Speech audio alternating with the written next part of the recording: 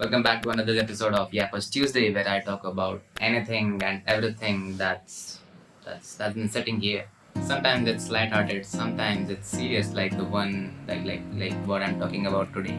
And if you are new here, don't forget to subscribe and hit that bell icon and drop your thoughts in the comment sections. I would love to hear them.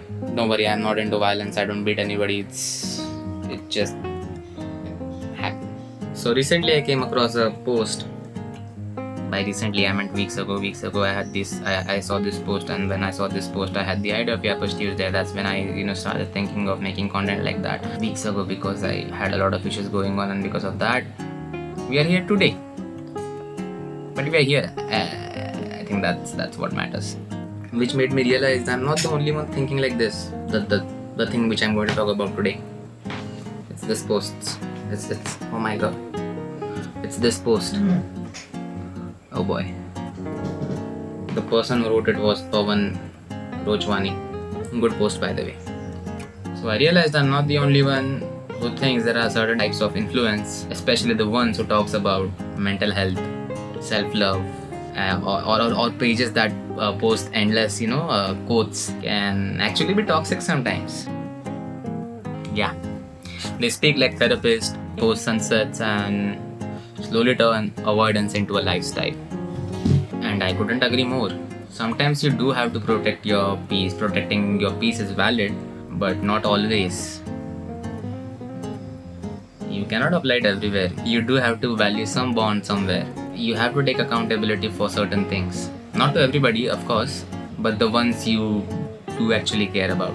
Otherwise, those pretty lines may sound very cute, very good, very nice, but they are teaching you just how to escape, not how to deal. And one of the slides from the post said, real influence makes you uncomfortable before it makes you better. Toxic influence keeps you comfortable and keeps you stuck.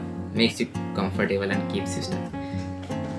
That was spot on, man. Spot on.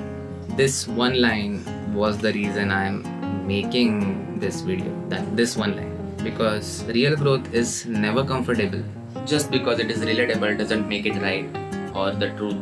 And honestly, I feel like you should, instead of being surrounded by the friends who will say yes to your yes and no to your no's, you should be around those who will be real with you, even if it's uncomfortable. And I have a friend who values this exact thing about me, that I'll tell her the truth no matter what, even if it's hard to hear. We are still good friends. And there are friends who do the same for me. And those are the people I consider the real ones, because even after months without any contact, or the connection after months is going to be the same, because it's grounded by honesty and not by pretending. These toxic influences ruin a lot of good things, because they subtly tell you that comfort is everything. But here's the reality: good thing takes time. But here is the reality: good thing takes time, effort, and discomfort. Nothing truly meaningful comes without it. Tell me, will you get the joy of seeing a mountaintop view through your phone screen or your computer screen? No, you have to climb for it. You have to trek for that. I think those are same things. Even earning your salary requires you to push through the days when you have absolutely no energy to do anything. But we don't call that toxic.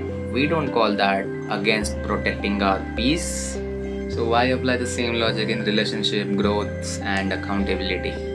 The thing is, nobody wants to tell you the truth, because truth is bitter. Bitter makes you uncomfortable, and if it's uncomfortable, they won't get the views.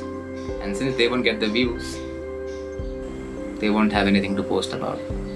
So by making you comfortable, they are getting comfortable in their own lives. So the very first video, before posting it, I showed it to a few friends for their opinions, and a few of them asked me to change things which were kind of permanent, and for me to change them, that meant a lot of trouble, because editing can be very complicated sometimes. But the thing is, I did those changes without harboring any swear words for them. Instead, I was very thankful that they could give out their opinions.